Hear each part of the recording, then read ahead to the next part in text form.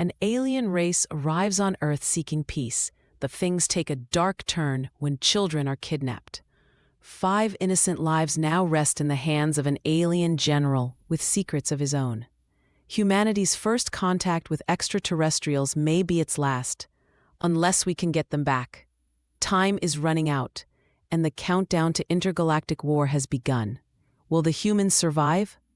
Or will we awaken the destroyers of legend? The race to save the children is on, but there's a lot more at stake than anyone realizes.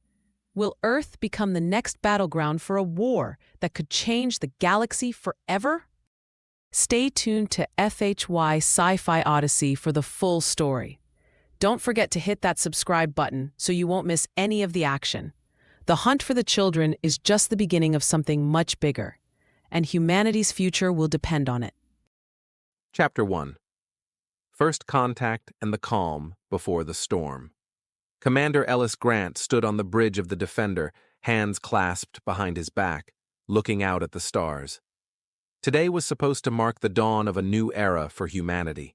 After decades of sending signals into the void of space, the humans had finally made contact. The Zenturi, an alien race with technology far beyond their own, had agreed to meet. The opportunity for peace was within their grasp. The Defender's bridge hummed with energy as the crew of officers and soldiers worked efficiently to prepare for the upcoming event. Officer Wendy Miller looked up from her station. "Sir, the Zenturi ship is within range, and we are preparing to receive their transmission," she reported, a hint of excitement in her voice. Grant nodded, but he couldn't shake the feeling that something was off. Every official and diplomatic protocol had been followed. Humans had even arranged for a special peace offering, a school group of young children, symbolizing humanity's innocence and goodwill. Grant glanced at the monitor where the image of the Zenturi ship appeared, its sleek, angular form surrounded by strange blue lights. It looked alien, its surface shimmering in ways that no human ship ever could. Grant's communicator buzzed, pulling him back to the present. "How are the children doing?"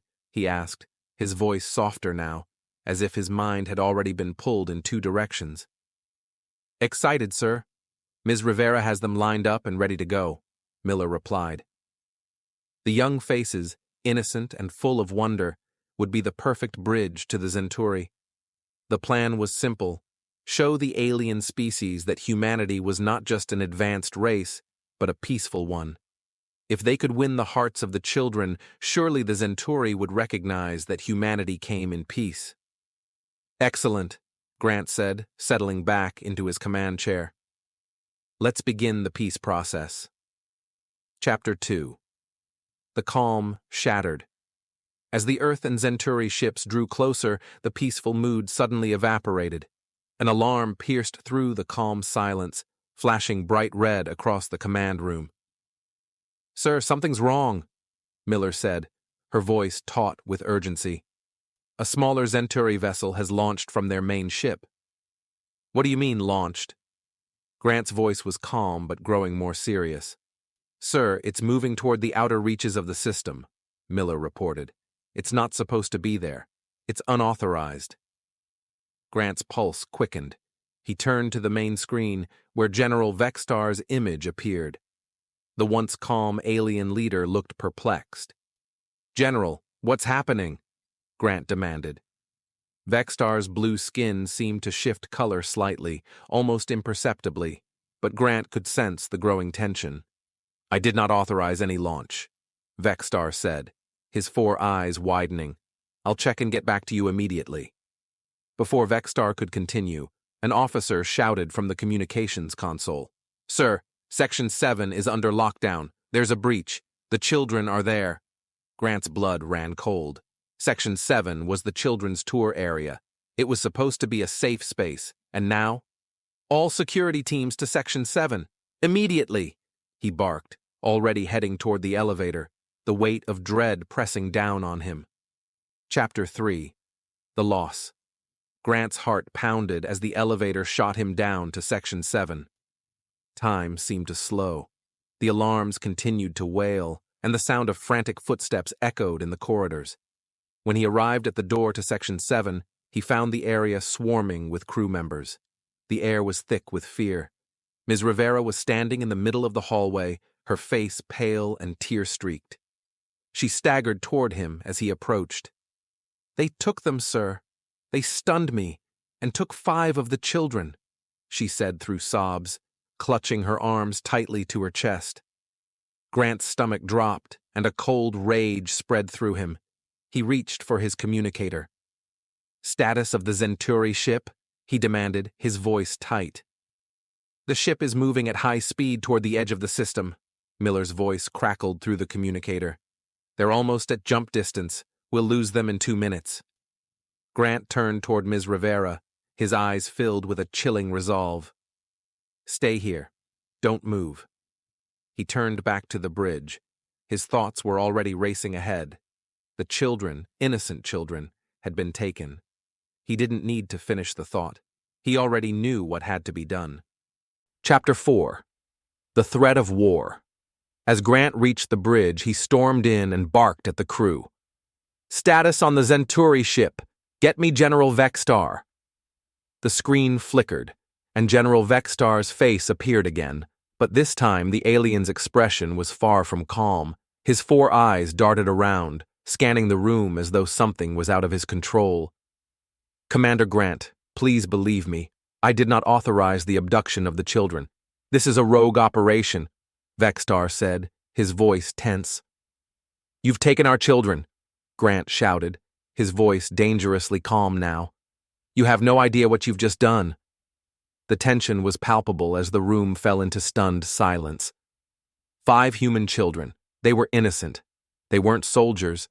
They were children, and they were taken. The alien general's blue skin paled as his eyes blinked rapidly. He was clearly rattled. "I will get them back, I swear it," Vextar said urgently, his voice softening. "But you must believe me. This was not authorized. My Lieutenant Krall is rogue. He acted alone." "You let this happen," Grant snapped, staring into the alien's eyes. "Those children are human, Vextar. Do you understand? You have no idea the consequences you've triggered." Vextar's face tightened with fear. He understood.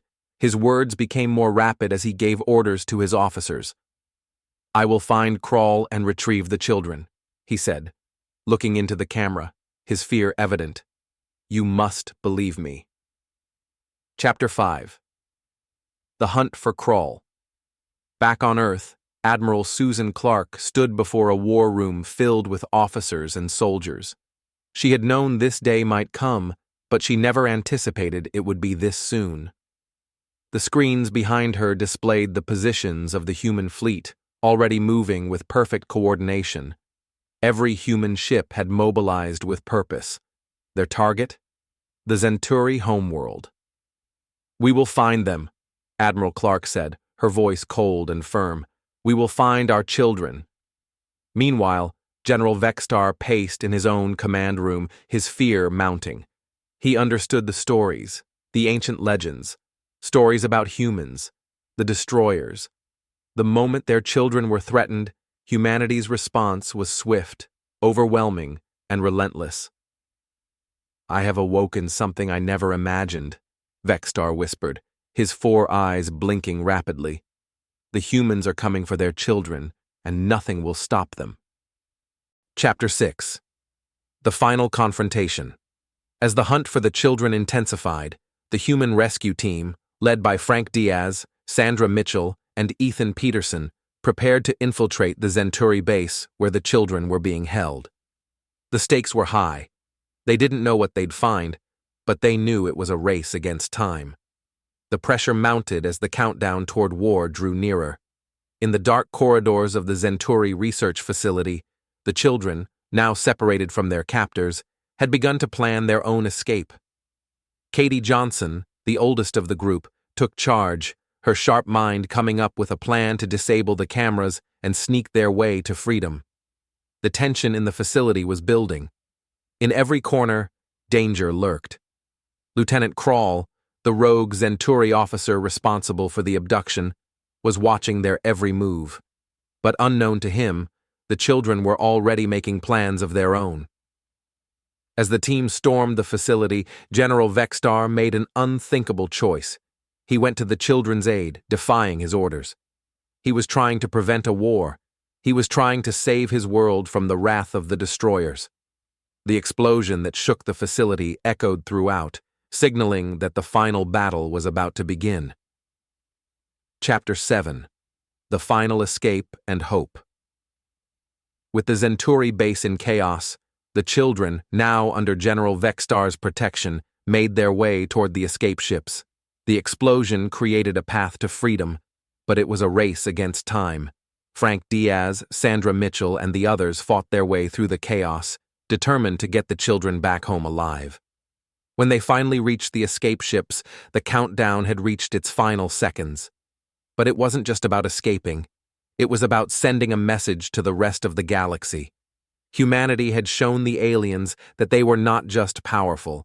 They were fiercely protective of their own, and when it came to their children, they were unstoppable.